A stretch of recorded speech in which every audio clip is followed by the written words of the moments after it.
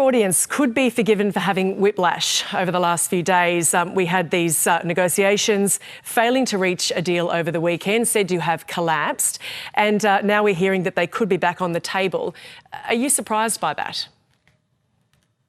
No, listen, there's always an element of theatre about these kind of detailed negotiations. And obviously the United States and Iran's maximalist positions are opening gambits. Neither side was able to breach the difference significantly, but this was never going to be a one-off. There was a 2-week window that could be extended in this ceasefire for negotiations to take place, and I think that's what we're seeing now, this process playing out. Mm-hmm. And so amid that theatre and this timeline, how do we make sense of where the talks are at and what are the major sticking points here? Well, there's any number of sticking points, and obviously both sides are keeping their cards relatively close to their chest because it is an ongoing negotiation. President Trump has narrowed his criteria for success over the weeks of this bombing campaign, and now he seems focused on Iran's ability to enrich uranium. There appears to be some negotiations about the length of time that and to what degree, if any, Iran will be allowed to enrich uranium. Other issues about support for proxy groups and ballistic missile development seems to be on the back burner at the moment. And from what we've learned publicly, at least, the focus appears to be on Iran's nuclear capabilities. Mm. And what leverage does each side have at this time?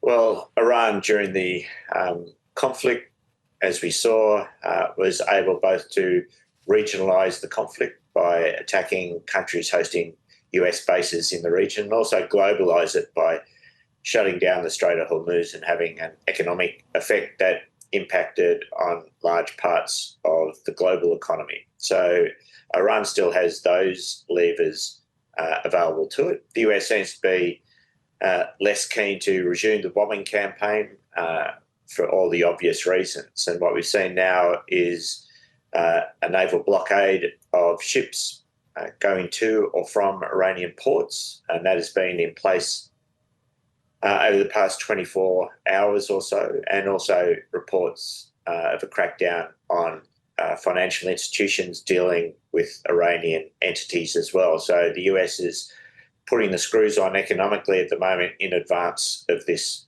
second round of talks if they do come to pass. Mm. Would you place either side in a stronger position right now?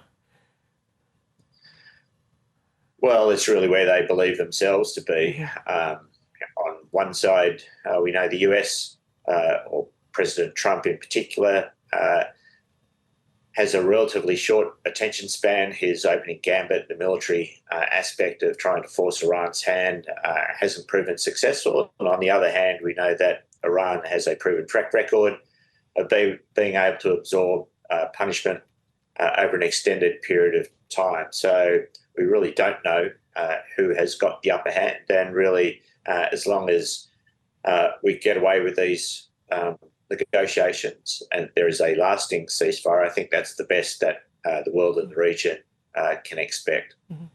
And how effective or otherwise is this US blockade proving to be at this point? Well, it's early days yet, so we don't know. There are reports that some ships have voluntarily turned around without having been the need to board them.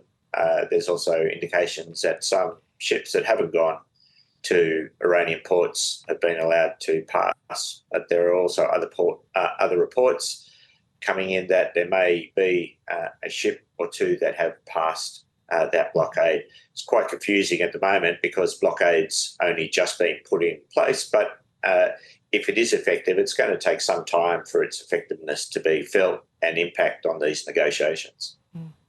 And Beijing has issued its most forceful criticism of the US actions so far, calling that bloc dangerous and irresponsible. Xi Jinping saying the world must not be allowed to revert to the law of the jungle.